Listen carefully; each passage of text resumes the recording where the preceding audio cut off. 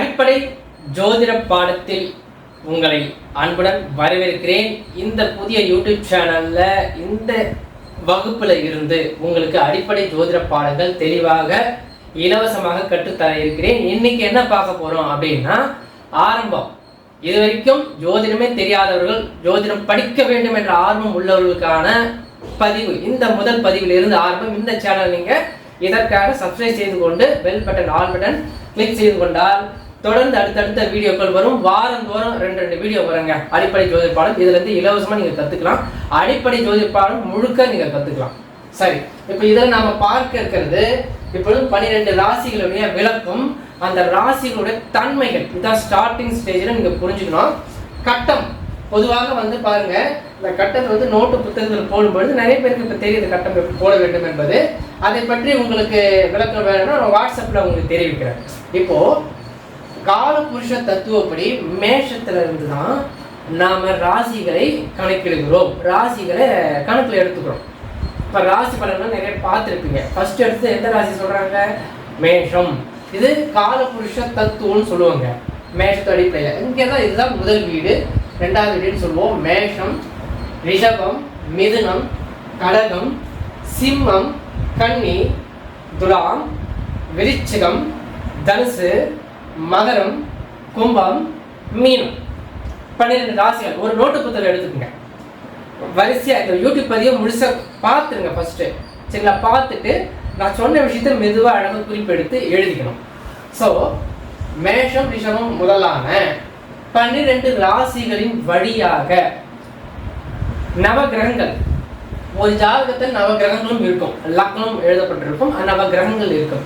இதனை கொண்டு ஒரு மனிதனுடைய கர்ம வினைகள், அவருக்கு நேர அமைப்பு எப்படி இருக்குன்னு பார்க்கறதுக்கு தான் இந்த ஜாதக அமைப்பானது, ஒரு ஜோதிட சாஸ்திரமானது ஒரு உறுதுணையாக இருக்கிறது. அந்த வகையில இந்த 12 ராசிகளை புதுசா படிக்கிறவங்க இந்த 12 ராசிகளை மனப்பாடம் பண்ணிக்கலாம். மீண்டும் சொல்லி பார்த்தா ஞாபகத்துக்கு வந்துடும். இப்படி வேகமாக சொல்வதற்கு மீண்டும் பயிற்சி எடுத்து பிராக்டிஸ் பண்ணிக்கலாம். ஏற்கனவே அடிப்படை தெரியும் நினைக்கிறவங்களுக்கு என்ன பண்ணுங்கன்னா, உங்களுக்கு உயர்நிலை வகுப்பு வாட்ஸ்அப் படி என்னால் அனுப்ப முடியும். அதனை நீங்கள் பார்த்து பயன்பெறலாம். வாட்ஸ்அப்ல வாங்க.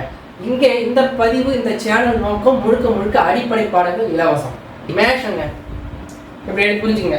அந்த வீட்டின் அதிபதி செவ்வாய் அப்படின்னு நீங்க புரிஞ்சுக்கலாம். இங்க சுருக்கமா சே அப்படின்னு எழுதுறேன். இந்த வீட்டின் அதிபதி செவ்வாய். அடுத்தபடியாக பாருங்க, இந்த வீட்டிற்கு அதிபதியும் செவ்வாய் அப்படின்னு புரிஞ்சுக்கங்க. இது ஏதாவது ஒரு வழிமுறைகள் உள்ள வரணும் இல்லையா? ஆகினால உங்களை கொஞ்சமா உள்ள நான் கொண்டு வரேன். எடுத்தது உங்களுக்கு இந்த ஆட்சி வீடுகள் சொல்லுவாங்க. இந்த வீட்டுக்கு அதிபதி இப்ப சூரியன், சந்திரன், செவ்வாய், புதன், குரு, சுக்கிரன், சனி, ராகு, கேது, இதுதான் நவ கிரகங்கள். சரிங்களா? இது உங்களுக்கு நான் வேகமா சொல்லியிருந்தாலும் டிஸ்கிரிப்ஷன் பாக்ஸ்ல 12 ராசி பெயரை நான் டைப் பண்ணி எழுதிடுறேன். டிஸ்கிரிப்ஷன் பாக்ஸ்ல பாருங்க, இதே வீடியோ சேனல் டிஸ்கிரிப்ஷன் பாக்ஸ்ல 12 ராசிகள் பெயர், நவ கிரகங்கள் பெயர் நான் அழகா எழுதிடுறேன். அதை பார்த்து நீங்க நோட்ஸ் எடுத்துக்கலாம். முழுக்க டிஸ்கிரிப்ஷன் பாக்ஸை பார்த்து நோட்ஸ் எடுத்துக்கோங்க. வீடியோ பதிவு முதல்ல பாருங்க, பாடத்தை முதல் உள்வாங்கணும். புதிய நேர்கள், புதுசா அடிப்படை படிப்பவர்கள். அடுத்தது ரிஷபம். இந்த வீட்டு அதிபதி சுக்கிரன். அதே போல துலாமுக்கும் சுக்கிரன். சில பேர் பாத்தீங்கன்னா இப்படியே வரிசை எப்படி சொல்லிட்டே வருவாங்க. அப்படின்னு சொல்லலாம். இருந்தாலும் நான் சொல்ற முறை உங்க மனசுல சட்டுன்னு பதிவாயிடும். அதுதான் விஷயமே. அடுத்தது மிதுனம் பாருங்க. இந்த வீட்டின் அதிபதி, அது என்ன சார் அதிபதினா, கிரக ஆதிக்கம். ஒவ்வொரு இந்த சுற்றுவட்டம் 360 டிகிரின்னு புரிஞ்சுக்கங்க. இந்த வான் மண்டலம் 360 டிகிரி.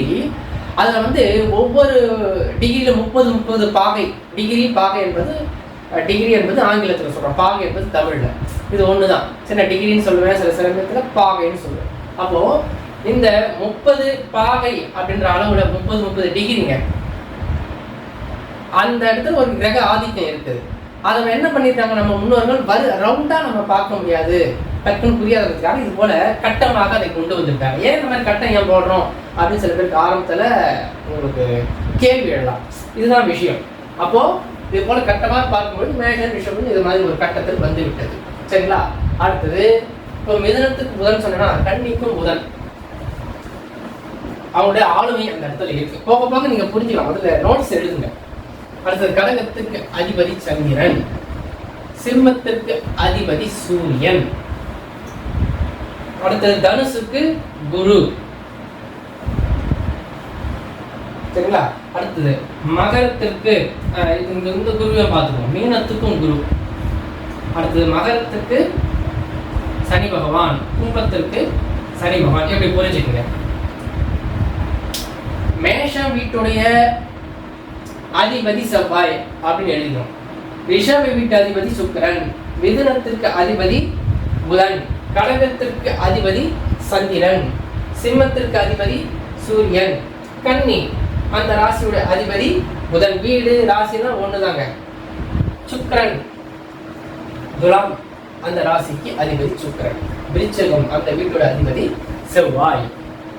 தனுசு அந்த வீட்டோட அதிபதி குரு. அடுத்தது மீனம் அந்த வீட்டு அதிபதி குரு தான். அடுத்தது மகரத்து கும்பத்திற்கும் அதிபதி சனி பகவான். எப்படி நீங்க புரிஞ்சுக்கணும். அடுத்தபடியாக டிகிரி, இந்த டிகிரி சொன்னாலே 30 பாகை, அதை எப்படி கணக்குல எடுக்கணும் அப்படிங்கறத எழுதிடுறேன். அதையும் பார்த்து நீங்க புரிஞ்சுக்கலாம். இங்க பாருங்க, 0 டிகிரியில ஆரம்பித்து 30 டிகிரியில் இந்த ராசி முடியும். எது? மேஷம். அடுத்தது அப்படியே நான் வரிசையா வேகமா எழுதிட்டே வரேன். 30 to 60 இந்த ராசி, 60 டிகிரி டு 90, அப்படியே 30 ஆட் பண்ணிட்டே வரணும். அடுத்தது 90 டிகிரி டு 120 இது கடகம் ஆரம்பிக்கும். சிம்மம் எந்த டிகிரியில் ஆரம்பிக்குது? 120ல இருந்து 150 டிகிரி வரை உள்ளது. இந்த அளவுல 30 சேர்த்துக்கிறோம். இப்ப 150 இன்னொரு 30 கூட்டிக்கங்க. 150 டு 180 இதோடைய கன்னியோடைய பாகை அளவுங்க. அடுத்தது 180 டு 210 இது ஒரு 30 டிகிரி கூட்டலாம் 210 அப்படி புரிஞ்சுக்க. இன்னொரு 30 டிகிரி கூட்டுறோம். கட்டி பாருங்க, 210 டிகிரி டு 240 டிகிரி பாகை அப்படின்னா அந்த டிகிரிக்கு வந்து இந்த மாதிரி சும்மா ஒரு ரவுண்டு இங்கே போட்டுருவோம். நம்பர் போட்டு இந்த மாதிரி ரவுண்டு குட்டியை மேலே போடுறீங்களா, அதை நம்ம டிகிரி பாகைன்னு அதை குறிக்கிறோம். அடுத்தது 240 இது ஆரம்பிக்குது. எது? தனுசு. இது கூட 30 கூட்டினா 270. பிறகு மகரம் 270ல இருந்து 300. கும்பம் 300ல இருந்து 330. மீனம் 330ல இருந்து 360ங்க. நான் சொன்னேன் இல்லையா 360 பாகைன்னு சொன்னேன் இல்லையா, இதுதான் பர்ஃபெக்டா. இப்ப என்ன புரிஞ்சுக்கிட்டீங்கன்னா 12 ராசிகளை புரிஞ்சுக்கிட்டீங்க.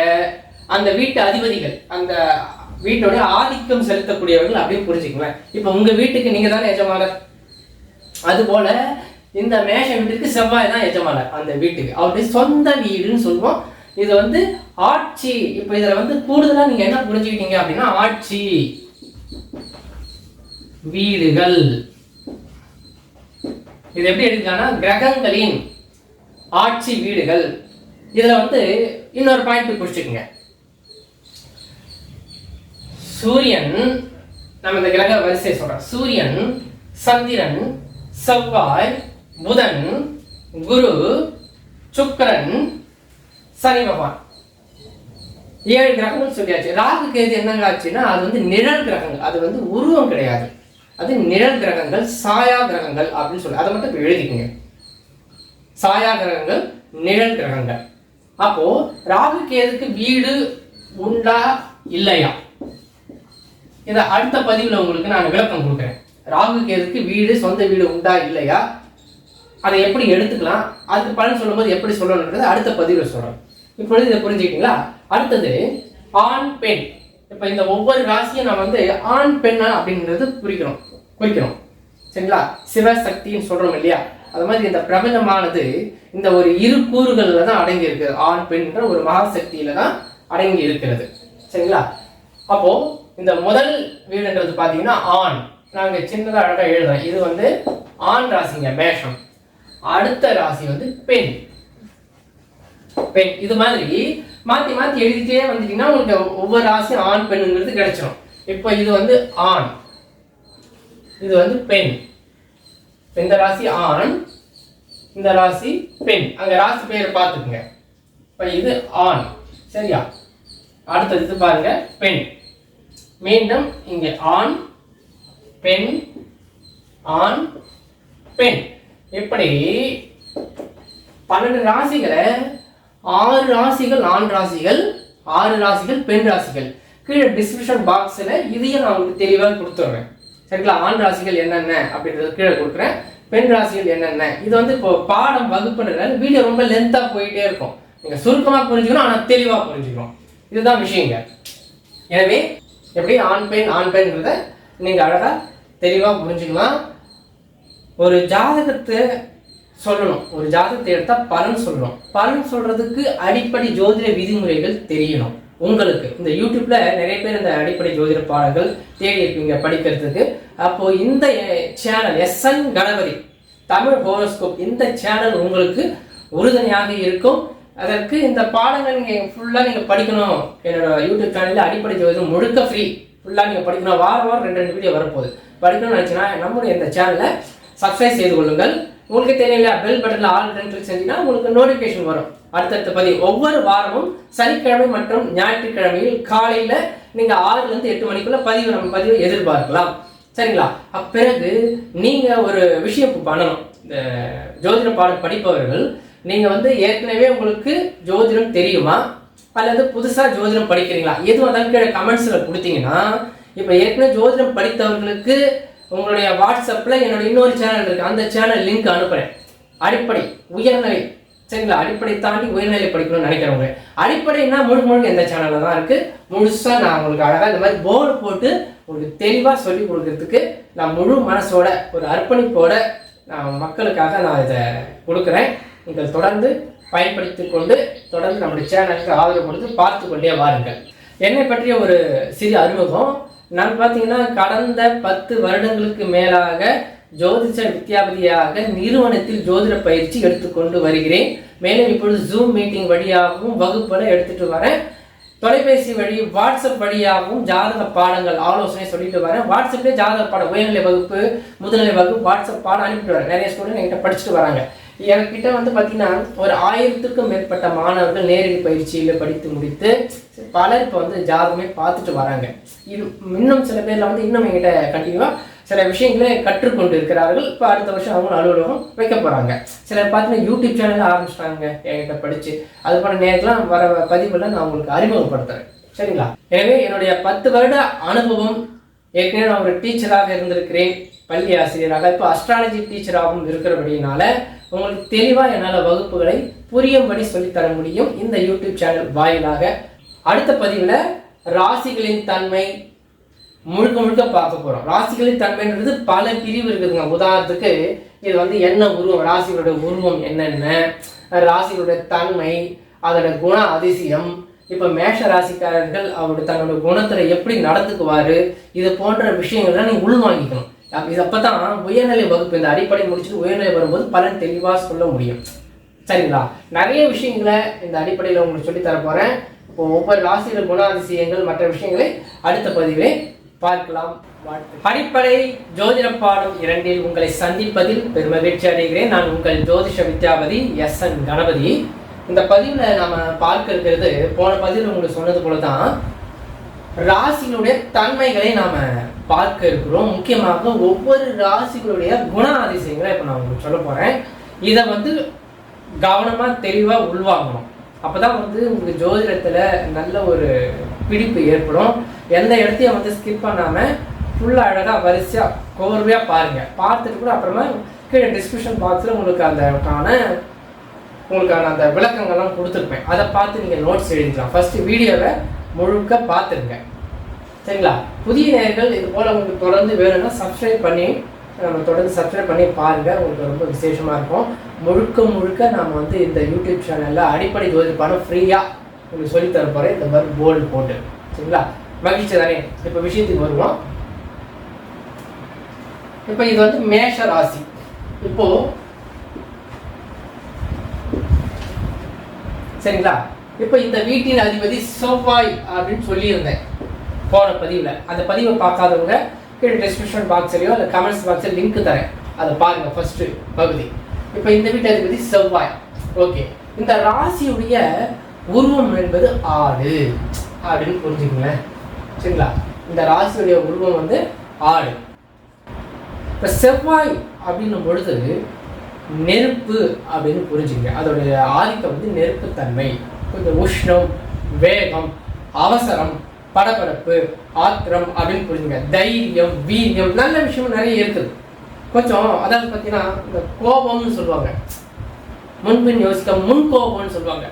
ஜாதகம் நல்லவர் தான், இந்த மேஷம் அமைப்பு நல்ல விஷயம்தான். இப்போ ஆடு அப்படின்னு புரிஞ்சுக்கிங்களா, அதோட தன்மை நீங்கள் புரிஞ்சுக்கலாம். ஆடு அது ஒரு பசுமையான ஒரு நல்ல ஒரு ஜீவன். அது என்ன பண்ண, அது சைவமான ஒரு விஷயம். ஆனால் அது வந்து பார்த்தீங்கன்னா நுனிப்புள் மேய்வதுன்னு சொல்லுவோம். அங்கங்கே கொஞ்சம் கொஞ்சமாக மேய்ஞ்சிட்டு அப்படியே போயிட்டே இருக்கும். ஒரு இடத்துல ஸ்டடியாக இருக்காது அப்படின்னு ஒரு அமைப்பு இருக்கிறது. அதனால் கொஞ்சம் முன் கோபமும் இவர்களுக்கு இருக்கும். இப்போது இவருடைய தன்மை சில பேருக்கு மேஷத்துக்கு நான் சொன்ன பழக்க வழக்கமே அப்படியே மாறி இருக்கும். அது எப்படின்னு பார்த்தா அந்த வீட்டில் அவங்க ஜாதகத்தில் உள்ள கிரகத்தின் ஆதிக்கம். ஒருவேளை இந்த இடத்துல குரு இருக்கிறார் அப்படின்னா அவங்களுக்கு குணத்தையே வேற மாதிரி மாத்திருங்க. ஆனால் கோபம்ன்றது இருக்கும், இருந்தாலும் குணமும் இருக்கும். கோபம் இருக்கும் விதத்தில் குணம் இருக்கும்னு சொல்லும் போது இந்த செவ்வாய்க்குள்ள குரு இருக்கிறாருன்னு வச்சுங்க, செவ்வாயே இங்கே இருக்கிற ஆட்சி, இங்கே குரு இருக்கிறாருன்னு அவங்களுக்கு கோபம் உள்ள இடத்துல குணமும் இருக்கும், நல்ல ஆற்றல் திறமை இருக்கும். இப்போ மருத்துவம் சார்ந்த விஷயங்கள், பெரிய அதிகார பதவியில் இருப்பார்கள், நியாயமான மக்களை ஆளுமை செலுத்தக்கூடிய துறைகளில் இருப்பவர்களுக்கு இந்த மாதிரியான அமைப்புலாம் இருக்கும். இது வந்து மேஷராசியுடைய விசேஷ தன்மைங்க. அடுத்தபடியாக நான் சுருக்கமாக சில விஷயத்தை சொல்கிறேன், புரிஞ்சுக்கணும், சரிங்களா? அடுத்தது ரிஷபம் அப்படின்னும் போது இந்த வீட்டுடைய அதிபதி சுக்கிரன், அந்த ராசியுடைய உருவம்ன்றது எருது, பசு அப்படின்னு புரிஞ்சுக்கலாம், நந்தி அது மாதிரி புரிஞ்சுக்கலாம். அதாவது எருதுன்றது ஒரு மாடு. அது வந்து பார்த்தீங்கன்னா பொறுமை, இது எப்படி படபடப்பு அவசரம் சொல்லலாம், இது வந்து பொறுமை, அப்படியே ஆப்போசிட். பொறுமை, நிதானம், எந்த விஷயத்தையும் சிறப்பாக செய்யக்கூடிய ஒரு நல்ல அனுகூலமான ஒரு விஷயத்தை கொடுக்கக்கூடியது இந்த ரிஷப ராசி அப்படின்னு புரிஞ்சுக்கலாம். பொறுமை, நிதானம் அப்படின்றத அழகாக நீங்கள் புரிஞ்சுக்கலாம். சுக்கிரன் அழகு, நளினம், இது போன்ற ஒரு விஷயங்க. அடுத்தபடியாக சுருக்கமாக புரிஞ்சுக்கலாம், போக நம்ம உயர்நிலை வகுப்பு தெளிவாக சொல்லித்தரேன் உங்களுக்கு. அடுத்தபடியாக மிதுனம், சரிங்களா? இந்த வீட்டு அதிபதி புதன். புதன் அப்படின்னும் பொழுது அதனுடைய நிறம் அப்படின்ற போது நிறம் குணம் தோற்றம்னா நம்ம அடுத்தடுத்து சொல்ல போகிறேன். அதோட பசுமை அப்படின்னு புரிஞ்சுக்கோங்க. புதனுக்கு வந்து இரட்டைத்தன்மை அப்படின்ற ஒரு பெயர் அமைப்பும் இருக்கிறது. இன்னொன்று புதன் வந்து கம்யூனிகேஷன், புதிய தகவல் தொடர்பு. இப்போ இந்த உலகத்தில் உள்ள எல்லா விஷயத்தையும் புதுசாக படிப்பு, புதன்களுக்கு படிப்பு, எல்லா விஷயத்தையும் படித்து அதை நுண்ணறிவு ஆற்றல் எல்லாம் வந்து இவர்களுக்கு சிறப்பாக இருக்கும் அப்படிங்கிறது புரிஞ்சுக்கும். அடுத்தபடியாக கடகம், நான் வந்து சுருக்கமான விஷயங்களை தான் சொல்லிட்டு வரேன், போக போக விரிவாக பார்க்கலாம், சரிங்களா? கடகம் இந்த வீட்டு அதிபதி சந்திரன். சந்திரன் அப்படின்னாலே எவ்வளோ பௌர்ணமி வெளிச்சத்தில் எவ்வளோ அமைதியாக குளிர்ச்சியாக அப்படின்னு சொல்லக்கூடிய அந்த மாதிரியான ஒரு அமைப்பு கொண்டது தான் இந்த கடக ராசிங்க. இதோடைய உருவம் அப்படின்னும் பொழுது நண்டு அப்படின்னு சொல்லுவாங்க, சரிங்களா? அந்த நீரில் இருக்கும் இல்லையா, அந்த மாதிரி ஒரு விஷயமாக இருக்கிறது. அது வந்து பார்த்தீங்கன்னாக்கா கொஞ்சம் வேகமாக செல்லக்கூடியது, ஓடி வரக்கூடிய. சந்திரன் ஒரு இடமா இருக்காது, அது வந்து நடந்து கொண்டே இருக்க வேண்டும், பயணம் செய்து கொண்டே இருக்க வேண்டும், பயணம் பிரியர்கள், இந்த மாதிரி ஒரு விஷயத்தை தான் கொடுப்பது. இந்த கடல் கடந்து வெளியூர் செல்லக்கூடிய அமைப்பு, இதெல்லாம் இந்த ராசியுடைய அமைப்புடைய தன்மைங்க, சரிங்களா? சரி, புரிஞ்சுக்கோங்க. அடுத்தது சிம்மம். இதற்கு வந்து சிங்கம், அதோடைய உருவம் வந்து சிங்கம். அதிபதி சூரியன். சூரியன் அப்படின்னா ஒரு வார்த்தை புரிஞ்சுக்கங்க, நேர்மை. சந்திரன் அப்படின்னா அன்பு. புதன் அப்படின்னா அறிவு. சுக்கிரன் அப்படின்னா அழகு. செவ்வாய் அப்படின்னா வீரியம். பிளஸ் பாயிண்டாக நம்ம பார்க்குறோம், புரியுதுங்களா? இன்னும் அடுத்ததுலாம் சொல்றேன், இந்த மாதிரி புரிஞ்சுக்க. அப்போ நீதி, நியாயம், நேர்மை அப்படின்னாலே சிம்ம ராசி, சரிங்க? மற்ற ராசிலாம் கிடையாதுன்னா உண்டு. அந்த வீட்டில் சூரியன், இப்போ மேஷத்தில் சூரியன் இருக்கிறார், அவர் அந்த நேர்மை ஆதிக்கத்தை உடையவராக இருப்பார். இந்த இதே சூரியன் ரிஷபத்தில் இருக்கிறார் என்றால் அந்த ரிஷப ராசியிலேயே அந்த நேர்மைத்தன்மை கடைபிடிக்கக்கூடியவராக இருப்பார். அதனால இவருக்கு மட்டும்தான் நேர்மையும் கிடையாது, 12 ராசிலும் நேர்மை உண்டு. அந்த சூரியன் ஒருவருடைய ஜனன கால ஜாதகத்தில், ஒரு ஜாதகத்தில் சூரியன் எங்கே அமர்ந்திருக்கிறார் என்பதை பொறுத்து அவருடைய நேர்மைத்தன்மை, அவர் வந்து தப்பு பண்ணுவாரா, இந்த நேர்மையாக நடந்துக்குவாரா. நிறைய இப்போ பிஸ்னஸ் பண்ணுறதுலேயே இருக்குதுல்ல, நேர்மையாக கரெக்டாக நியாயமாக ப்ராஃபிட் லாபத்தை வச்சு பண்ணுறவங்களும் இருக்கிறாங்க, கொள்ள லாபம் வச்சு அநியாயத்துக்கு இப்படி பண்ணுறாருப்பா வைக்கிறாருப்பா அப்படின்றவங்களும் இருக்கிறாங்கல்ல. அந்த தான் அதுக்கெல்லாம் காரணம் சூரியனோட ஆதிபத்தியம் தான். ஆதிபத்தியம்னா ஆளுமை அப்படின்னு புரிஞ்சுக்கலேன். அப்போ சிம்மம் அப்படின்றது நேர்மை அப்படின்ற மாதிரி அவங்களோட குணம் இந்த மாதிரி அரிசி புரிஞ்சுக்குங்க. அவங்க வந்து தலைமை பண்பு தான் சொல்றது சரியா இருக்கும் அப்படின்ற மாதிரியும் தலைமை பண்பை ஆதிக்கம் உடையவர்களாகவும் இருப்பார்கள். இந்த மருத்துவம், அதிகாரி, காவல்துறை, பெரிய பெரிய துறைகளில் தலைமை பண்பு ஃபர்ஸ்ட் பிளேஸ்ல இருக்கிறவங்க அதெல்லாம் வந்து இந்த சூரியனுடைய ஆதிக்கங்க. ரைட்டு. அடுத்தபடியாக கன்னி. இது ஒரு பெண்ணுடைய ஒரு கன்னி பெண் அப்படின்னு புரிஞ்சுக்கங்களேன். ஒரு பெண்ணுடைய உருவம் அப்படின்னு புரிஞ்சுக்கங்க. இந்த வீட்டதிபதி புதன். அப்போ இந்த புதன் கம்யூனிகேஷன் அந்த மாதிரி வெளி தொடர்புகள்லாம் சொல்லும்போது இந்த கன்னி அப்படின்னும் போது வீடு சார்ந்த விஷயங்கள், வீட்டுக்குள்ள உள்ள தகவல் தொடர்பு, ஆளுமை திறன், இதை பற்றியெல்லாம் நல்ல நிர்வாகம் பண்ணுவோம். வீட்டு நிர்வாகம் அப்படின்னா கன்னி.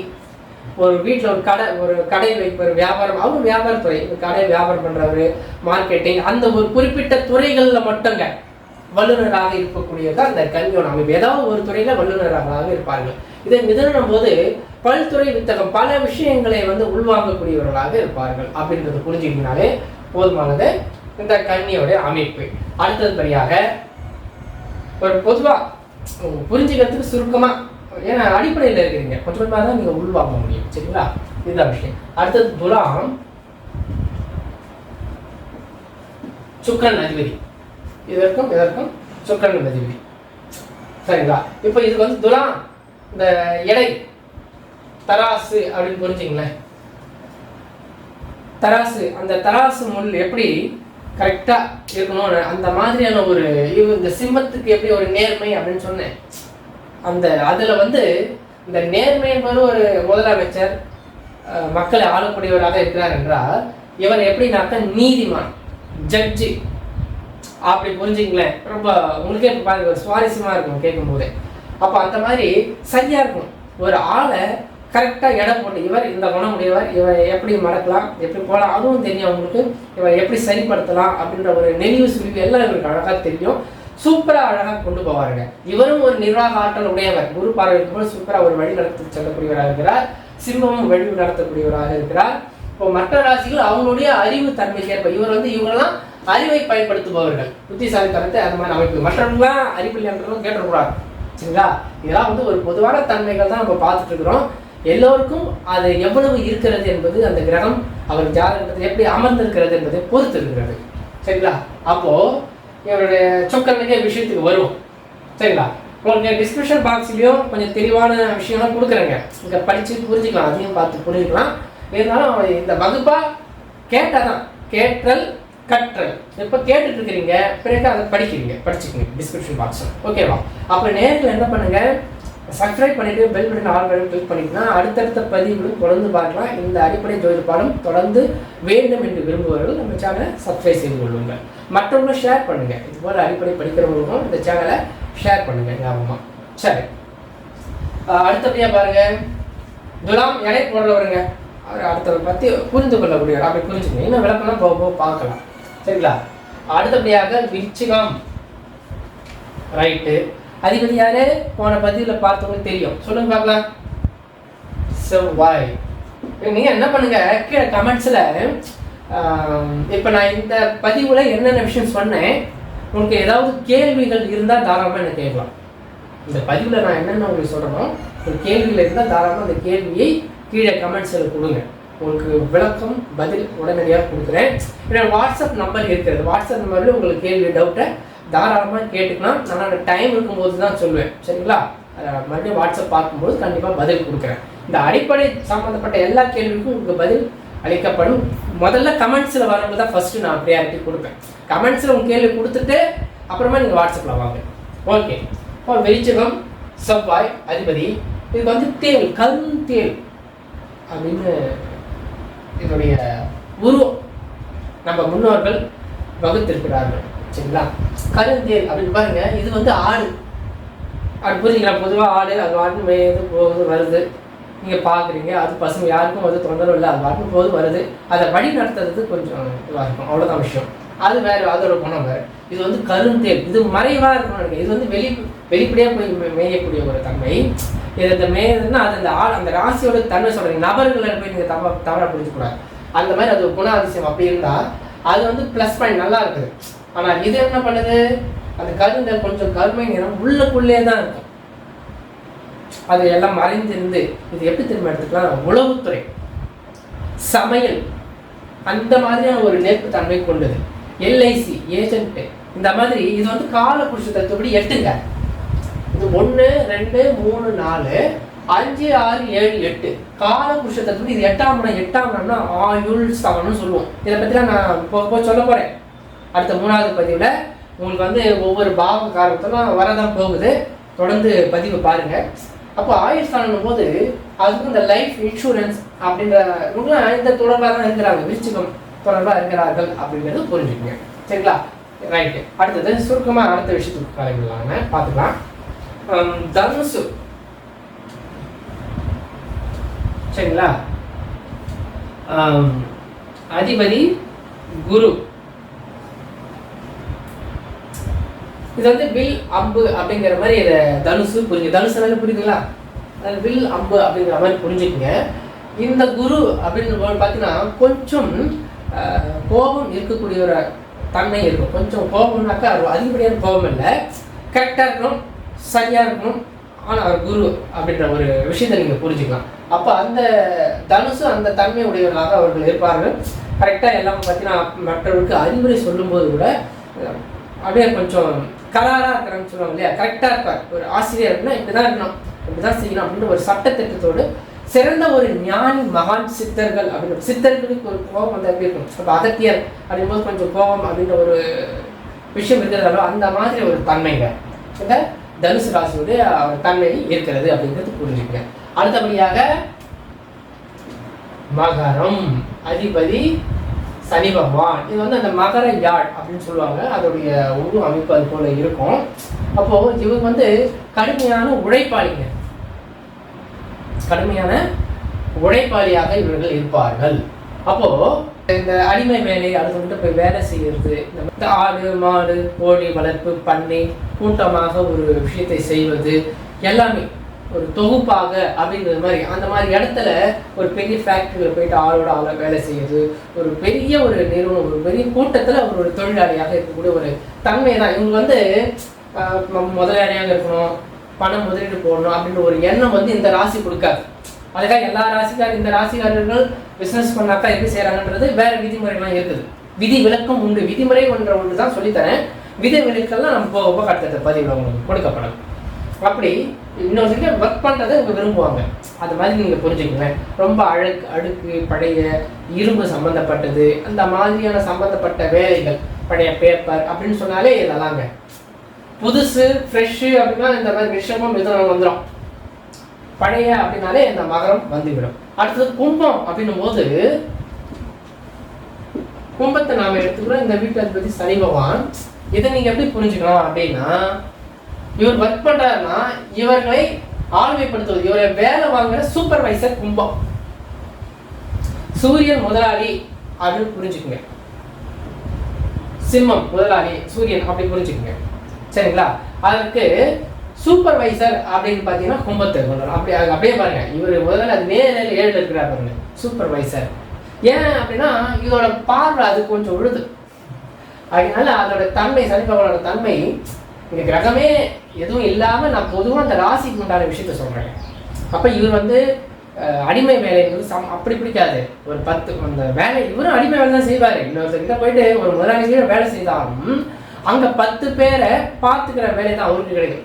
சீட்டியாக உட்காந்து நீ இந்த வேலையை போய் செய்ப்பா, முதலாளி இந்த வேலை சொல்லியிருக்கிறேன், இந்த போய் செய், முதலாளி இப்படி சொல்லியிருக்காரு, இந்த மாதிரி வேலை கரெக்டாக போய் பண்ணு அப்படின்னு சூப்பர்வைஸ் பண்ணுறது இவங்க தான் கும்பம். அந்த தன்மை அதுக்குன்னு மற்ற ராசி செய்ய மாட்டாங்க இல்லை. இந்த கும்பத்தோடைய ஆதிக்கம் யாருக்கெல்லாம் இருக்கிறதோ அதுக்கெல்லாம் விதிமுறைலாம் நான் அடுத்தடுத்த உயர்நிலை வகுப்பில் சொல்லி தருவேன், வரும்பொழுது நீங்கள் அதை புரிஞ்சுக்கலாம், சரிங்களா. இதுதான் கும்பம். இங்கே உருவம் வந்து கும்ப கலசம், ஒரு ஆண் வந்து கையில் வந்து கும்பத்தை வைத்துக்கொண்டு அந்த நீர் விழுற மாதிரி உருவம்லாம் நீங்கள் கவனிச்சிருக்கு. நான் எழுத்துக்களாக நான் விளக்கம் கொடுக்குறேன், டிஸ்கிரிப்ஷனில் பாருங்கள். கும்பம் அதுதான் அவருடைய இந்த ராசியுடைய உருவம். அந்த கும்பம் என்பது உங்களுக்கு புரியுதுங்களா. அப்போது கும்ப கலசம் ஒரு ஆளுமை, ஒரு நிர்வாகம், தன்மை, வேலையில் முதலாளிக்கு கீழே அப்படின்றது புரிஞ்சுக்கலாம். அடுத்தது மீனம். சரிங்களா? இந்த வீட்டு அதிபதி குரு. ரெட்டை மீன் அப்படின்னு கொடுப்போம். இங்க வந்து ரெட்டை நபர்கள், ரெண்டு குழந்தை இருக்கிற மாதிரி மிதுனம்னா இது வந்து ரெட்டை மீன் அப்படிங்கிற மாதிரி நீங்க புரிஞ்சுங்க. இவரும் வந்து இவரும் எப்படி ரெட்டை தன்மை அது மாதிரி இவரும் வந்து அவரோட சுழற்சி, வாழ்க்கை சுழற்சி இன்னைக்கு ஒரு விதமாக இருக்கும், நாளைக்கு ஒரு அப்படியே ரொட்டீன் ஆகிட்டே இருக்கும். போகிறதும் வரதும் அப்படின்ற ஒரு விஷயமும் சிந்தனை போக்கும். இவர் இந்த தனுசு வந்து ஒரே சிந்தனை நோக்கம். எப்படின்னா இப்படிதான். இவர் அப்படி இல்லை, தன்னை அந்த நபருக்கு ஏற்றாற்போல் தன்னை பக்குவப்படுத்தி மாற்றிக்கொண்டு அவருக்கு ஏற்றாற்போல் கொஞ்சம் வளைந்து நெளிந்து செல்லக்கூடிய. இவர் வந்து வளைவு நெளிவு சுழிவுனா அவருக்கு தெரியாது. எப்படின்னா இப்படிதான் செஞ்சாகணும் அப்படின்னு இவர் ஆர்டர் போடுறதுல குருவுடைய ஆர்டர் அப்படின் போது இங்க அது அதிகாரத்தோடு இருக்கும். அதிகாரம் இப்படிதான் இருக்கணும் அப்படின்னா இவர் அப்படி இல்லை. ஓகே, உன்னால இப்படி செய்ய முடியுமா, சரி உனக்கு என்ன இந்த மாதிரி செய்ய முடியும் அப்படின்ற உங்களை அந்த ஜாதகம் கேட்ட மாதிரி அவரை வழி நடத்தி செல்லக்கூடியவர். அந்த நபர்களை ஒரு மாணவர் இருக்கிறாரு, அவர் மாணவருக்கு வந்து சயின்ஸ் வரல, மேக்ஸ் வருது, அப்ப அந்த துறையை சார்ந்து நீ படிக்கலாம் அப்படின்னு. அவர் இப்படி இல்லை, அதெல்லாம் கிடையாது, எல்லா சப்ஜெக்ட் நீ படிச்சா ஆகும், அது என்ன அப்படின்ற மாதிரி இவர் கேள்வி கேட்பார். இவர் அப்படி இல்லை, அவருக்கு ஏற்றார் போல் கொஞ்சம் மாடிஃபிகேஷன் சொல்லுவோம்ல, அது மாதிரியான ஒரு உருவாக்கத்தை தரக்கூடியவராக இருப்பார். ஆனால் ஒரு சின்ன ஒரு வயசு என்னன்னா இவரும் வந்து மைண்ட் செட் வந்து ஒரே நிலையா இருக்காது. இந்த மாதிரி இன்னைக்கு இருக்கிறாருன்னா நாளைக்கு வேறு மாதிரியான ஒரு கற்பிக்கும் திறன் கொஞ்சம் மாறும், அவ்வளோதான். மற்றபடி மீனம் நல்ல குணம், கடல் கடந்த ஒரு அமைப்பு, வெளிநாட்டு அமைப்பு, இதெல்லாம் வந்து இந்த மீனத்திற்கு நல்ல ஒரு தன்மையை கொடுக்குங்க. இப்போ இது வரைக்கும் நீங்க பார்த்த விஷயத்துல உங்களுக்கு என்ன புரிஞ்சது அப்படின்றத கமெண்ட்ஸில் சொல்லுங்க, சரிங்களா? ஏதாவது உங்களுக்கு கேள்வி எழுதாலும் என்கிட்ட கேளுங்க. டிஸ்கிரிப்ஷன் பாக்ஸில் இது தொடர்பான சில விளக்கங்களும் கொடுக்குறேன், சரிங்களா? அதே போல் உங்களுக்கு ஏதாவது கேள்வி ஏதாவது வாட்ஸ்அப்லேயும் வரலாம். ஆனால் இப்போ ஆரம்பத்தில் நீங்கள் வாட்ஸ்அப்பில் வராதிங்க. முதல்ல வந்து இந்த யூடியூப் சேனலில் எல்லா பதிவுகளும் பாருங்கள். அடிப்படை ஜோதிட பாருங்கள், ஒன்றா பொறுமையாக பாருங்கள். சின்ன சின்ன கேள்விலாம் கமெண்ட்ஸில் எழுதி போடணும், கேள்வி நான் ரிப்ளை கொடுக்குறேன். எப்போ பார்க்கணும் கண்டிப்பாக கொடுக்க, உடனே வரணும்னு நினைக்க வேண்டாம். சிலருக்கு உடனே கொடுத்துருவேன், சிலருக்கு வேற ஒரு பதிவில் இருக்கும்போது பொறுமையாக தான் கொடுப்பேன். நிச்சயமாக உங்களுக்கு கொடுத்துருக்கேன். நான் வந்து கடந்த ஒரு 10 வருடத்துக்கு மேலாக நேரடி பயிற்சியாக நான் மதுராந்தகம், திருவண்ணாமலையில் பயிற்சி எடுத்துகிட்டு வரேங்க. ஆன்லைன் ஜூம் அந்த அனுபவத்தை தான் இந்த யூடியூப் சேனல் வழியாக சரி ஃப்ரீயாக நிறைய பேர் சொல்லிக் கொடுக்கலாம் அப்படின்ற ஒரு நோக்கத்தோடு இந்த சேனலை ஆரம்பித்து தொடர்ந்து நடத்தி கொண்டு வருகிறேன். புதிய நேயர்கள் அடிப்படை ஜோதிடம் படிக்கணும்னு நினைக்கிறவங்க சப்ஸ்கிரைப் செய்து கொண்டு bell button all button click செய்து கொள்ளலாம். முழுக்க மற்றவர்களுக்கும் இதை தெரியப்படுத்துங்க, சரிங்களா? ஷேர் பண்ணுங்க. அடுத்த பதிவில் நாம பல விஷயங்களை நாம உங்களுக்கு அடிப்படையான விஷயங்கள், அடுத்தடுத்த பதிவு நிறைய சுவாரஸ்யமான விஷயங்கள், பலன் சொல்றதுக்கு தெளிவா. இனிமே வந்து பலன் சொல்றது எப்படி தெரியல, நீங்க உங்களுக்கு அந்த எண்ணமே வராது. இந்த அடிப்படை ஜோதிட பாடங்களை நீங்க படிச்சுக்கலாம். இந்த சேனல் உள்ள எல்லா பாடத்தையும் தொடர்ந்து பாருங்க. வாரந்தோறும் சனிக்கிழமை மற்றும் ஞாயிற்றுக்கிழமை காலையில பதிவு வரும். இந்த பதிவுல நாம பார்க்க இருக்கிறது என்னன்னா உச்சம் நீசம், நவகிரகங்களுடைய உச்சம் நீசம். உச்சம்னா என்ன, நீசம்னா என்ன தெரியல அப்படின்னு நினைக்கிறவங்க அடிப்படை இப்பதான் உள்ள வந்திருக்கிறீங்கன்னா அது தெளிவா உங்களுக்கு புரிஞ்சிடும். அடிப்படை ஜோதிட பாடம் 3 உங்களை சந்திப்பதில் பெருமகிழ்ச்சி. நான் உங்கள் ஜோதிஷ வித்யாபதி SN Ganapathi. SN Ganapathi Tamil horoscope இந்த யூடியூப் சேனலுடைய பெயர். இந்த சேனல் நான் ஆரம்பிக்கிறதுக்கான நோக்கம் அடிப்படை ஜோதிட பாடத்தை நீங்கள் முழுமையாக இலவசமாக இந்த ஒரு யூடியூப் சேனல்லே தெளிவாக கத்துக்கலாங்க. எல்லா வகுப்புகளும் இதில் வந்துவிடும். அதாவது அடிப்படை ஜோதிடம் சம்பந்தப்பட்டது தெளிவா. நான் வந்து கடந்த ஒரு 10 வருடத்திற்கு மேலாக இந்த ஜோதிட துறையிலே ஜாதக பாடம் எடுத்துக்கொண்டு வருகிறேன். நேரடி பயிற்சியாக திருவண்ணாமலை, மதுராந்தகத்தில் எடுத்துட்டு வரேங்க. அந்த அனுபவத்தை முழுக்க அதை சொல்ல போறேன். ஏற்கனவே உச்சம்னா என்ன, நீசம்னா என்ன தெரியும் நினைக்கிறவங்களுக்கு பலன்களை தெரிஞ்சுக்கலாம். அப்போ 2 in 1 2 விதமாகும். நீங்கள் ஏற்கனவே கொஞ்சம் தெரிந்திருந்தாலும் இல்லை இப்பதான் புதுசா வந்திருந்தாலும் சரி, அவங்களுக்கான முழு பதிவு. ஆனால் அடிப்படை முழுக்க அடிப்படை கத்துக்கணும்னு நினைக்கிறவங்க மட்டும் இந்த சேனலை சப்ஸ்கிரைப் பண்ணிட்டு bell button all button click பண்ணிக்கோங்க. உங்களுக்கு தொடர்ந்து வீடியோ பதிவுகள் வாரங்க சனிக்கிழமை மற்றும் ஞாயிற்றுக்கிழமை காலையில 6:33க்கு தொடர்ந்து வந்துடும். வாரம் அழகா நீங்க சப்ஸ்கிரைப் பண்ணி தொடர்ந்து பார்த்துட்டே பாருங்க. உங்களுடைய டவுட் ஏதாவது கேள்வி இருந்தா உடனே கமெண்ட்ஸ்ல கீழே கேட்டு தெளிவு பண்ணிக்கலாம். இதற்கு முந்தைய பாடம், இது 3வது அடிப்படை பாடம். 1 மற்றும் 2ஆம் பாடம் கீழே கமெண்ட்ஸ்ல நான் உங்களுக்கு பின் பண்ணி வைக்கிறேன். அதோட லிங்க் கீழே டிஸ்கிரிப்ஷன் பாக்ஸ்ல நீங்க பாருங்க. நான் உங்களுக்கு அந்த பேஸ்ட் பண்ணி வைக்கிறேன் அந்த லிங்க். ஃபர்ஸ்ட் செகண்ட் இப்போ தேர்ட் இதே பார்க்கலாம். இதை பார்த்துட்டு நீங்க ஃபர்ஸ்ட் செகண்ட் தாராளமா பார்க்கலாம். ஏன்னா அடிப்படை நிலை நீங்க எங்கிருந்து தொடங்கினாலும் உங்களுக்கு தெளிவா புரியும். இருந்தாலும் இந்த பதிவு முழுசா பாருங்க. உச்சம் நீசம், சரிங்களா? அதே போல பிளேலிஸ்ட்ல 1 2 3 வரிசை எல்லாமே இருக்கு. எல்லா பாடத்தையும் நீங்க வரிசையா பார்க்க முடியும். வாரம் பார்க்க முடியும். ஃப்ரீயா இருக்கும் பொழுதெல்லாம் நீங்க இந்த யூடியூப் சேனலை சப்ஸ்கிரைப் செஞ்சுட்டு எப்போ வேணாலும் பார்க்கலாம். மற்றவங்க ஷேர் பண்ணுங்க. உங்களுடைய யூடியூப் சேனல் ஷேர் பண்ணி வச்சிருந்தா கூட இன்னொரு நாள் மறுபடியும் வரும்பொழுது சேனலை தேட முடியலன்னா நீங்கள் அந்த வாட்ஸ்அப் லிங்க்ல நீங்கள் உங்களுக்கே ஷேர் பண்ணிக்கிட்டீங்க இல்லையா, அதை தொட்டு மறுபடியும் என்னுடைய பதிவை அழகாக நீங்கள் பார்த்துக்கலாம். நல்லது. இப்போ நாம பார்க்க இருக்கிறது உச்சம் நீசம். நவ கிரகங்கள் என்னென்ன வரிசை முறைகள்லாம் 1-2 சொல்லியிருக்கிறேன். இந்த பதிவை பார்த்துட்டு அதையும் ஃபுல்லாக பார்த்துருங்க. சரி, ஃபர்ஸ்ட் சூரியன், சந்திரன், அடுத்த செவ்வாய், இப்படி ஒவ்வொரு கிரகமா நவ கிரகத்துக்கும் அதுக்கான பலாபலன்களை நம்ம பார்த்துக்கலாம். இப்போ பொதுவாங்க இப்போ நம்ம பார்க்க இருக்கிறது உச்சம். உச்சம்னா என்ன? முதல்ல நல்லா புரிஞ்சுக்குங்க. ஒரு கிரகத்தோடைய அதிகப்படியான பலன்கள், அதோட மோஸ்ட் பவர் அப்படின்னு நீங்க புரிஞ்சுக்கலாம். சரிங்களா? நீசம் அப்படின்னு அதுக்கு எதிர்வினை, அது ஆப்போசிட். ஒரு இடம் வந்து உயர்வு மேடு அப்படின்னா இன்னொரு பள்ளம் கண்டிப்பாக இருக்கும். உயர்வு என்றால் தாழ்வு. அந்த மாதிரி உச்சம்னா அது ஒரு நல்ல நிலை. சுக்கிரன் உச்சமானால், குரு உச்சமானால் அப்படின்னு நீங்க நிறைய வந்து கேள்விப்பட்டிருப்பீங்க அடிப்படை ஜோதிட மாணவர்கள். அப்போ அந்த உச்சம் என்பதற்கு சிறந்த பலன் இப்படி எடுத்துக்கோங்க. ஆட்சி அப்படின்னா 100% பலன். ஒரு கிரகம் வந்து ஆட்சி பெற்றால், ஆட்சி உச்சம் ஏற்கனவே ஆட்சி பத்தி ஏற்கனவே சொல்லியிருக்கிறேன். உச்சம் தான் இதில் ஏற்கனவே 1-2 பாருங்க.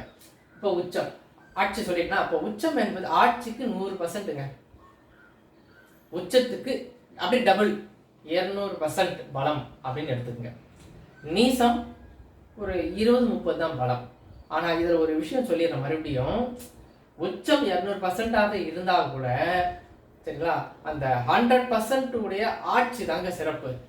அது ஏங்க அப்படின்னா, இப்போ ஒரு வெளிச்சம், ஒரு லைட் உங்க எதிர்க்க உங்க கண் எதிரில் வைக்கும் பொழுது அது நார்மல் வெளிச்சமாக தான் உங்க கண்ணு தாங்கும். பவர் ஓவர் வோல்டேஜ் அதிகமாகிடுச்சா ரொம்ப நேரம் அந்த வெளிச்சத்தை பார்க்க முடியாது. அது மாதிரி உச்சம் அந்த மாதிரி பண்ணிடும். எக்ஸ்ட்ராவா உங்களுக்கு அந்த மாதிரி பண்ணிடும். அதோடைய தாக்கம் வீரியத்தை கொஞ்சம் அதிகமாக அனுபவிக்க முடியாது. இது ஆட்சின்னா அது வந்து சிறப்பாக உங்களுக்கு அந்த அனுபவத்தை கொடுத்துரும். அந்த தசாபுத்தியில உங்களுக்கு ஒரு வீடு கட்டணும்னு நினைக்கிறீங்க, சிறப்பாக அதை அமைச்சு கொடுத்துரும். இந்த மாதிரி உச்சம்ன்றது ஓவர் ஸ்பீட் அப்படின்றது புரிஞ்சுக்க. ஆனால் உச்சம் பெறுவது நல்லது. அதோடு வேறு கிரகம் இணைஞ்சிருந்ததுன்னா அதுக்கேற்ற மாதிரியான பவர், அதுக்கு உண்டான வேலையை அது கொடுத்துரும். இது உச்சம் அப்படின்றது புரிஞ்சுங்க. சரிங்களா? அதற்கு எக்ஸ்ட்ரா பவர் அப்படின்னு புரிஞ்சுக்கங்க. உச்சத்தை விட ஆட்சி தான் சிறப்பு. நிறைய பேர் சொல்லுவாங்க உச்சம் தான் சிறப்புன்னு சொல்லுவாங்க. அது உண்மை இல்லை. இதை வந்து உயர்நிலை வகுப்பு வரும்போது நான் ஜாதக கட்டெல்லாம் போட்டு சொல்லுவேன். அப்போ நீங்க புரிஞ்சுக்கலாம். இப்போ என்கிட்ட வாட்ஸ்அப்லேயே உயர்நிலை வகுப்பு படிச்சுட்டு இருக்கிறாங்க. ஸோ அவங்களுக்குலாம் அது தெளிவாக சொல்லிட்டு வராதுல. அப்போ உச்சம் அப்படின்னும் போது ஃபர்ஸ்ட் சூரியனுக்கு பார்ப்போம். சூரியன் இது வந்து மேஷ ராசி. ராசிகளோட பெயர் விளக்கம்லாம் 1-2 சொல்லியிருக்கேன். அடிப்படை ஜோதிட பாடம் 1-2 சொல்லியிருக்கிறேன். லிங்க் டிஸ்கிரிப்ஷன் பாக்ஸில் இருக்கு. இதை பாருங்க, முழுசா பாருங்க. ஃபர்ஸ்ட் சூரியன் இந்த மேஷத்திலே உச்சங்க. இது மேஷ ராசி. மேஷம், ரிஷபம், மிதுனம், கடகம், சிம்மம், கன்னி, துலாம், விருச்சிகம், தனுசு, மகரம், கும்பம், மீனம், 12 ராசி. இதை வந்து அடிக்கடி சொல்லி பாருங்க. புதுசா வரவங்க அடிக்கடி சொல்லி பார்த்துட்டு நல்லது. உங்க நோட் புக்ல இந்த கட்டத்தை எழுதிட்டு வரைஞ்சிட்டு அந்த ராசி பேர்லாம் எழுதினா பிராக்டிஸ் ஆயிடும். அதுக்கப்புறம் அந்தந்த ஆட்சி வீடு கிரகத்தை எழுதுங்க. முந்தைய பதில சொல்லியிருக்கிறேன் நான் தெளிவா. இப்போ இந்த உச்சம், இப்போ சூரியன் இந்த இடத்துல உச்சம். ஒரு ஜாதக கட்டத்தை எடுத்தா அதுல எத்தனை கிரகங்க இருக்கும்? 9 கிரகம் தான் எழுதியிருக்கும். ஜோசியர் வந்து 9 கிரகம் தான் எழுதியிருப்பார். இன்னைக்கு பிரிண்ட் எடுத்தீங்கனாலும் ஜாதகத்தை 9 கிரகம் தான் இருக்கும். லக்னம் இருக்கும், கூடுதலாக மாந்தின்னு போட்டிருக்கும். வேற எந்த குறிப்பும் இருக்காது. ராசி கட்டத்துல பக்கத்துல நவாம்சம் ஒண்ணு இருக்கும். அதெல்லாம் அடிப்படை அடுத்தடுத்த பகுதியில நவாம்சத்தை வச்சு பலன் சொல்லணும். அடிப்படையில் அதெல்லாம் சொல்லி கொடுக்க போறேன். இதே யூடியூப் சேனல் தொடர்ந்து பாருங்க. அப்போ அதுகிட்ட இப்ப போல நம்ம நவாம்சத்துல ராசி கட்டம் சொல்லுவாங்க. அதை அழகா இங்கே எழுதுறோம் பாருங்க. இப்ப நம்ம ராசி கட்டத்துக்கு உண்டான விஷயத்தை தான் பார்க்கிறோம். ராசி கட்டம்னு எழுதுறது உங்களுக்கு புரியுறதுக்காக. ராசி கட்டம் அது நவகிரகங்கள் எங்க வேணாலும் இருக்கும். ஒருத்தர் பிறக்கும் பொழுது, ஒரு குழந்தை பிறக்கும் பொழுது வான்மண்டலத்தில் கிரகங்கள் எங்கெங்கு இருக்கிறதோ அதனை அடிப்படையாக கொண்டு அச்சாம்சம் ரேகாம்சம் சொல்லுவோம். அந்த டிகிரியை மையப்படுத்தி கிரகங்கள் எங்கெங்கு இருக்கிறதோ அதை வைத்து பஞ்சாங்கத்தை வைத்து எழுதப்படுவது ஜாதகம் குறிப்பு. அந்த ஜாதகத்தை எப்படி வாசிப்பது, அதற்கு அடிப்படை இந்த யூடியூப் சேனல் உங்களுக்கு உதவியாக இருக்கும். ஜாதகத்தை வாசிக்கிறது அப்படின்னா ஜாதகத்தை பார்ப்பது அப்படின்னு புரிஞ்சுக்க. ஜாதகத்தை பார்த்து பலன் சொல்றது. சரளமா நீங்க பலன் சொல்லணும் அப்படின்னா என்னுடைய இந்த அடிப்படை யூடியூப் சேனல் மொத்தத்தையும் பாருங்க. இப்போ சூரியன் உச்சம் அப்படின்னும் போது சூரியன் வந்து தந்தை அப்படின்னு புரிஞ்சுக்க. காரகத்துவம், அரசாங்கம், முதலாளி, முதல் மரியாதை அப்படி புரிஞ்சுக்க. அப்ப உச்சம் என்றால் அவருக்கு உயர் பதவிகள் இயல்பாகவே கிடைத்துவிடும். எல்லா விதத்திலும் அவர் தலைமை பண்பு அப்படின்றத புரிஞ்சுக்கங்க. சூரியன் உச்சம் பெற்றார். சூரியன் எங்க உச்சமாகும்? மேஷம். நீங்க இப்ப அடிப்படையில் புரிஞ்சுக்க வேண்டியது சூரியன் எங்க உச்சமாகும்? மேஷம். உச்சம்னா என்னன்னு சொல்லிட்டு அது பவர் ஜாஸ்தி. நீசம்னா சுத்தமா ஒண்ணும் இல்லை, கீழே போயிடுச்சுன்னு அர்த்தம். உச்சம் என்பது உயர்வு, நீசம் என்பது தாழ்வு அப்படின்னு புரிஞ்சுங்க. நீசம் அடுத்து சொல்ல போறேன் இதே பதிவில். இதுதான் சூரியன் இங்கே உச்சம். அடுத்தபடியா ஒரு ரெண்டு விதிமுறைகள் மட்டும் சொல்றேன், அதை உங்க மனசுல அப்சர்வ் பண்ணிக்கங்க. அடுத்தது சந்திரன் வந்து ரிஷபத்தில் உச்சம். அடுத்தபடியாக குரு, அதுக்கு விளக்கம் சொல்ற, வெயிட் பண்ணுங்க. ஒரு கிரகத்தம் குரு கடகத்தில் உச்சம். இப்ப எப்படி சூரியன் விளக்கம் கொடுத்த எல்லாத்தையும் சொல்ல பாருங்க. முதல்ல உச்சத்துல எழுதிடுவோம். அடுத்தது புதன்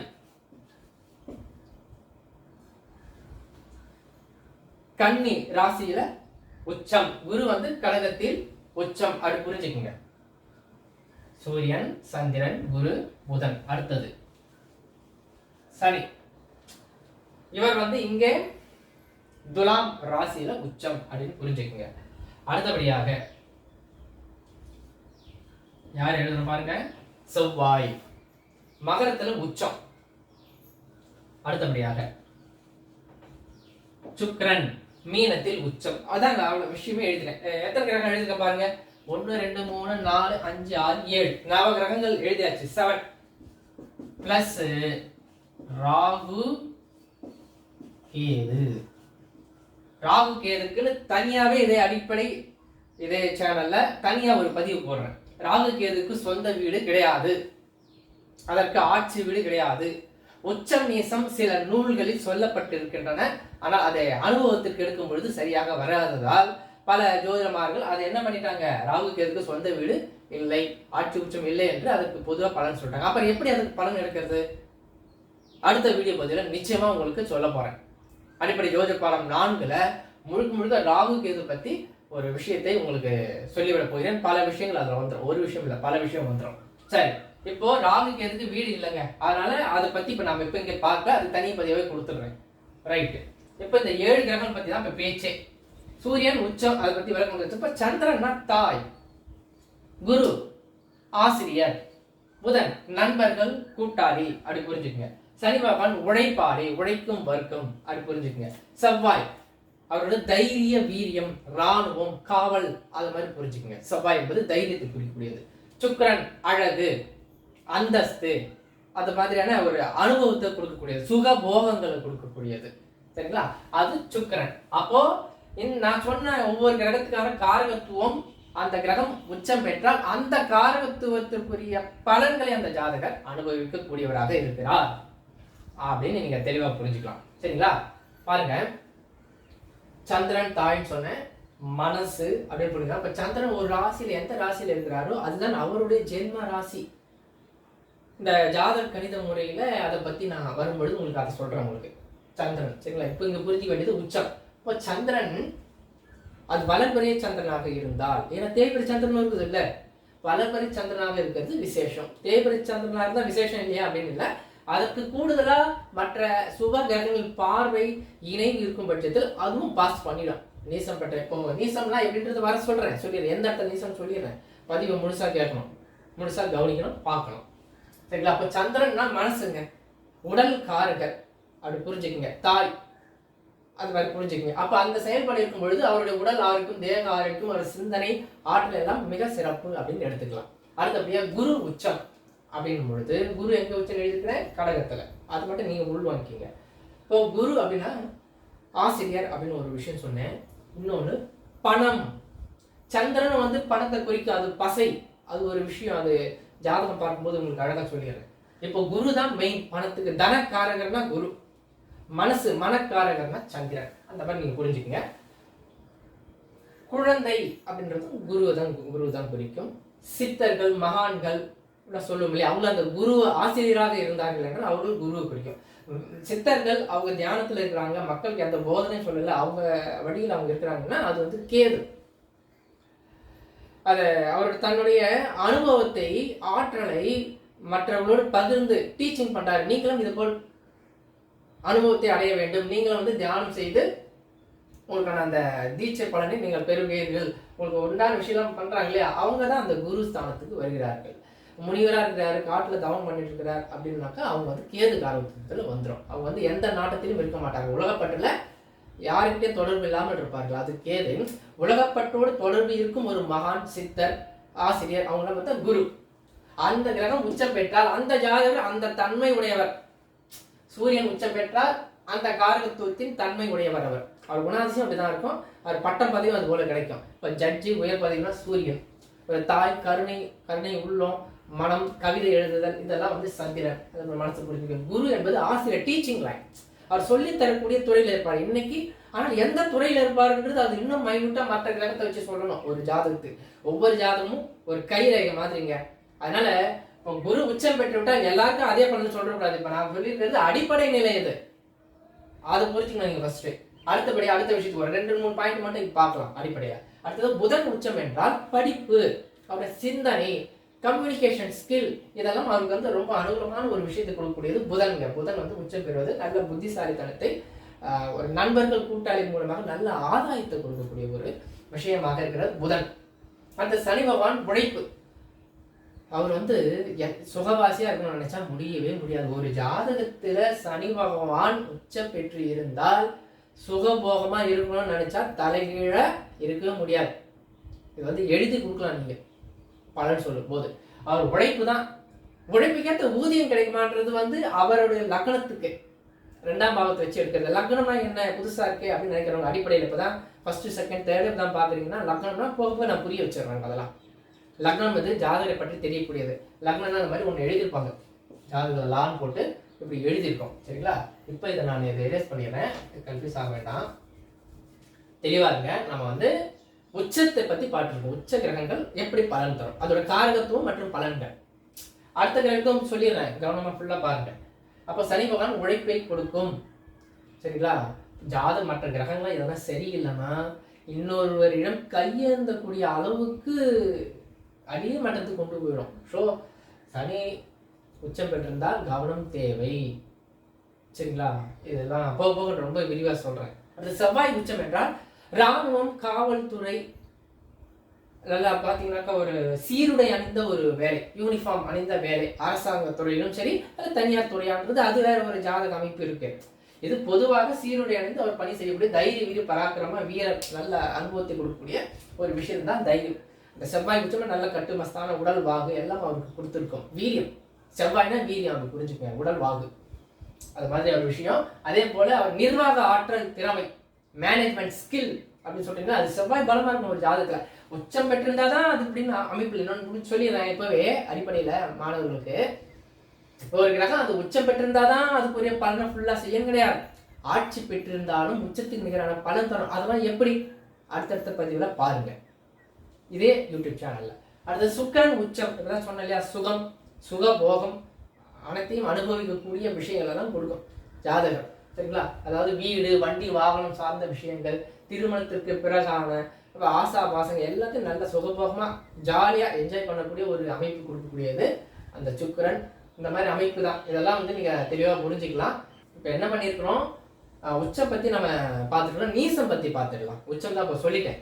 இப்போ நீசம்னா என்னன்னா ஷார்ட்டா புரிஞ்சுக்கிறீங்களா? ஒரு கிரகம் எந்த வீட்டில் உச்சம் பெறும், ஒரு வீட்டில் தான் உச்சம் பெறும், அதுவும் ஞாபகம் வச்சுங்க. ஒரு கிரகம் ஒரு வீட்டில் தான் உச்சம் பெறும். ஆட்சினால சந்திரன், சூரியனை தவிர 2 வீடு மற்ற கிரகங்களுக்கு பதில சொல்லிடுறோம் பாருங்க. உச்சம்னா ஒரு வீட்டில் தான் உச்சம் அடையும், நீசம்னா ஒரு வீட்டில் தான் உச்சம் அடையும். இப்போ உச்சம் சூரியனுக்கு இதுதான் உச்சம் அடையக்கூடிய ஒரு ஜாதகத்தை எழுதுறீங்க. இந்த இடத்துல சூரியன் இருந்தா மற்ற கிரகங்கள் வேணாலும் இருக்கும், மாதிரி மாதிரி இருந்தா சூரியன் உச்சம்னு நீங்க வாசிக்கணும். இதுதான் ஜாதகம் வாசித்தல், அப்படி நீங்க புரிஞ்சுக்கணும். அடுத்தபடியா அதே சூரியன் அங்கிருந்து 7வது வீட்டில் இருந்தால் அதற்கு நீசம் அப்படின்னு அர்த்தம். இதை வந்து நான் வேற கலர்ல எழுதுறேன்.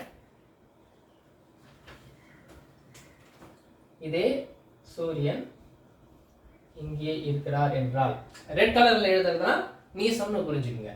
சரிங்களா? பிளாக்ல இருக்கிறது உச்சம். அப்ப சூரியனுக்கு என்ன ஆயிடுறாரு, நீசம் ஆயிடுறாரு. இப்ப நான் என்னென்ன காரகத்துவம் சொன்னேனோ அது எல்லாம் மைனஸ், அப்படி புரிஞ்சுங்க. ஏன்னா ரொம்ப நம்ம சொன்னதே நம்ம சொல்ல வேண்டியது இல்லை, ஏன்னா வீடியோ ரொம்ப லென்த் ஆயிடும். ஷார்ட்டா புரிஞ்சுக்கணும், டக்கு டக்குன்னு படிக்கணும். நீங்க அடுத்தடுத்து பாடத்துக்கு போகணும்ல. அடுத்தது சந்திரன் இங்கே, இது ஒண்ணுனா இங்க இருந்து 7வது வீடு இதுங்க. சரியா? இந்த இடத்துல சந்திரன் எழுதுறேன். இது நீசம்னு அர்த்தம். ரெட் கலர்ல எழுதுறது நீசம். அடுத்தது குரு, இங்க உச்சம் சொன்னேன்.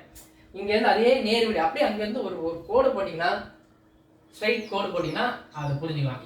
இங்க குரு இருந்தால் ஒரு ஜாதகத்துல இது நீசம். அடுத்த யாரு? புதனுக்கு வரும். புதன் இங்க உச்சம்னா ஸ்ட்ரைட்டா இங்க பாருங்க, இங்கதான் வந்து 7 வரும். சரியா? இங்கே புதன் நீசம் அப்படின்னு புரிஞ்சுங்க. அடுத்தது யார் பார்க்கணும்? சனி பகவான் வரும். இவர் இங்க இப்ப சூரியன் இங்க வந்து நீசம், இப்ப சனி பகவான் இங்க உச்சம்னா இவருக்கு இங்க எழுதணும். சனி பகவான் நீசம் அப்படி புரிஞ்சுங்க. அடுத்தது யாரு? செவ்வாய் இங்கே உச்சம் என்றால் ஸ்ட்ரைட்.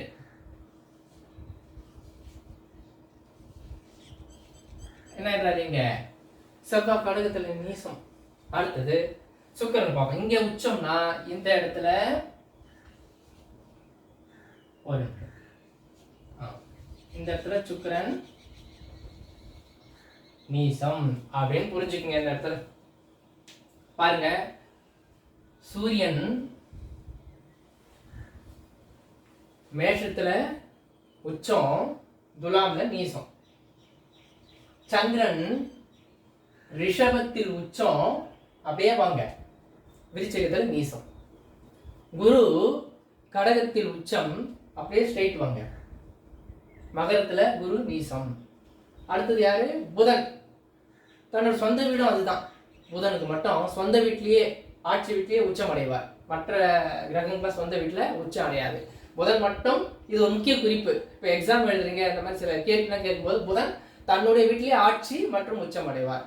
மற்ற கிரகங்கள்லாம் தன்னுடைய சொந்த வீட்டுல ஆட்சி உச்சம் அடையாது. நான் ஒரு கேள்வி கேட்பேன் இந்த வீடியோ பதிவு எண்டிங்ல, அதுக்கு பதில் கீழே கமெண்ட்ஸ்ல கொடுங்க. அவங்களுக்குலாம் ஒரு சிறப்பு சலுகை பரிசு இருக்கு. என்னன்றதுலாம் நான் உங்களுக்கு சொல்றேன். எப்பன்னா ஒரு 10 பதிவுக்கு பிறகு கண்டிப்பா சொல்லுவேன். அடுத்தது பாருங்க, சனி பகவான் போயிடுவோம். சனி பகவான் புதன் இங்கே உச்சம்னா, புதன் இங்கே நீசம். கன்னியில உச்சம், மீனத்துல நீசம் புதன். சனி பகவான் துலாம்ல உச்சம், மேஷத்துல நீசம். அடுத்தபடியா யார் வரும்? செவ்வாய் வரும். செவ்வாய் மகரத்துல உச்சம், கடகத்தில் நீசம். அடுத்தது சுக்கிரன் மீனத்துல உச்சங்க, கன்னியில நீசம். எனவே இந்த பதிவை நீங்கள் தெளிவா புரிஞ்சுக்கிட்டு நோட்டு புக்ல அழகா எழுதுங்க. நான் வந்து ஒரு கடந்த 10 வருஷமா இந்த வகுப்பானது இப்படிதான் நான் எடுத்துட்டு வரேன் நேரடி பயிற்சியில. இன்னும் நிறைய பதிவுகள் இந்த யூடியூப் சேனல்ல வரப்போகிறது இலவசமா. மொத்த அடிப்படை பாடமும் சொல்ல போறேன். நான் வந்து ஏற்கனவே ஃபீஸ் வாங்கிட்டு இந்த அடிப்படை பாடம் 88 பிரிவா ஏற்கனவே வாட்ஸ்அப்ல சொல்லி கொடுத்துட்டு வந்தேன் இது வரைக்கும். இப்போ அதை நான் என்ன முடிவு பண்ணியிருக்கிறேன்னா, ஃப்ரீயா மக்களுக்கும் எல்லாருக்குமே சொல்லணும் அப்படின்னு ஒரு முடிவு பண்ணி இந்த யூடியூப் சேனலை ஒரு நல்ல நோக்கத்திற்காக, ஒரு சிந்தனைக்காக, ஒரு சேவை நோக்கத்தோடு உங்களுக்கு இந்த பதிவை நான் வந்து வழங்குறதுல பெருமைப்படுறேன். தனி சேனலாகவே இதை வழங்கிட்டேன். என்னுடைய முதல் சேனல் இருக்கு, astro Tamil SN Ganapathi. Astro Tamil SN Ganapathi அப்படின்னு சர்ச் பண்ணீங்கன்னா யூடியூப்ல என்னோட பழைய வீடியோக்கெல்லாம் வரும். என்னோட ஃபேஸ்புக் பார்த்துக்கோங்க, அதில் வரும். அதை நீங்க கொஞ்சம் ஓரளவுக்கு ஜோதிட ஞானம் உள்ளவர்கள் அந்த வீடியோ பதிவுலாம் பாருங்க. அதில் வந்து நிறைய டிப்ஸ் எல்லாம் கொடுத்துருப்பேன். நேரடியாக வகுப்பு எடுத்ததெல்லாம் வீடியோ போட்டுருக்கேன், பழைய வீடியோலாம் போட்டிருக்கோம். அதெல்லாம் போய் பிளேலிஸ்ட்ல பார்த்தீங்கன்னா கண்டுபிடிச்சு பார்த்துடலாம். சரிங்களா? இது முழுக்க அடிப்படை ஜோதிட பாடலாம். அவங்க மட்டும் சப்ஸ்கிரைப் பண்ணிக்கோங்க. Bell button all button click பண்ணிட்டு தொடர்ந்து இந்த சேனலை பார்க்குறவங்க மட்டும் சப்ஸ்கிரைப் பண்ணிக்கங்க. தான் நான் சொல்லக்கூடிய ஒரு வேண்டுகோள். சரிங்களா? சப்ஸ்கிரைப் செய்து கொண்டு தொடர்ந்து பாருங்கள். அடுத்த பதிவுல இன்னும் பல விஷயங்களை உங்களுக்கு நான் சொல்லித்தர இருக்கிறேன். இப்போ உங்களை ஒரு கேள்வி கேட்கிறேன்னு சொல்லியிருந்தேன் இல்லையா? என்ன கேள்வின்னா, எந்த கிரகம் தன்னுடைய சொந்த வீட்டில் ஆட்சி உச்சம் பெறும்? இதற்கான பதிலை அழகா எழுதுங்க. எந்த கிரகம்? கேள்வி எழுதுறது நல்லது, இல்லை நான் பதில் மட்டும் எழுதினாலும் சரி. இப்போ நான் கேட்ட கேள்விக்கான பதிலை கீழே கமெண்ட்ஸ்ல அழகா எழுதுங்க. சரிங்களா? அடுத்த பதிவுல உங்களுக்கு ஒரு சுவாரஸ்யமான ஒரு விஷயம் சொல்ல போறேங்க. என்னன்னா, உங்க ஜாதக அடிப்படையில் உங்களுக்கு ஜாதகம் வருமா வராதா, எந்த அளவுக்கு வரும் என்பதை அடுத்த பதிவில் சொல்ல இருக்கிறேன். இந்த பதிவை முழுமையா பார்த்தவங்க பார்த்து முடிச்ச பிறகு அந்த பதிவையும் பாருங்க. அடுத்த பதிவுல உங்களுக்கு ஜாதகம் வருமா வராதா, ஜாதகத்தை படித்து அதையே ஒரு தொழிலாக ஃபியூச்சர்ல உங்களால் வருமானத்தை பார்க்க முடியுமா, ஒரு அலுவலகம் வைத்து ஜோதிடர் ஆக முடியுமா, ஜோதிடம் சொல்ல முடியுமா என்பதை பற்றி தெளிவாக சொல்ல இருக்கிறேன். நான் சொல்லக்கூடிய அந்த வீடியோ பதிவில் நான் சொல்லக்கூடிய அந்த விதிமுறைகளை பயன்படுத்தி கொண்டு நீங்கள் உங்கள் ஜாதகத்தை நீங்களே பார்த்துக்கலாம். உங்கள் ஜாதக கட்டத்தை எடுத்துக்கங்க. நான் ஒரு எளிமையான விதிமுறை, அது நிறைய விதிமுறை இருக்குது ஜோதிடத்திற்கு. நீங்கள் அடிப்படை நிலையில் இருக்கிறீங்கனால, இது அடிப்படை சேனல் அல்லவா, அந்த நிலையில் இருக்கிறனால அந்த அடிப்படை நிலைக்கு 2-3 பாயிண்ட்ஸ் தானே, அதுவே முத்தான பாயிண்ட்ஸ், முதுநிலைக்கு நிகரான ஒரு பாயிண்ட்ஸ். ஓகேங்களா? அடிப்படை தானேன்றது ஏதோ சாதாரணமாக சொல்கிறவர்னு நினச்சிக்காதீங்க. அதை வைத்து தெளிவாக 100% நீங்கள் ஜோதிடர் ஆக முடியும். எதிர்காலத்தில் ஜோதிடம் ரீதியாக வருமானம் உண்டு என்பதை தெளிவாக நான் சொல்ல இருக்கிறேன். அடுத்த அடிப்படை ஜோதிட பாடம் 4 பாருங்கள்.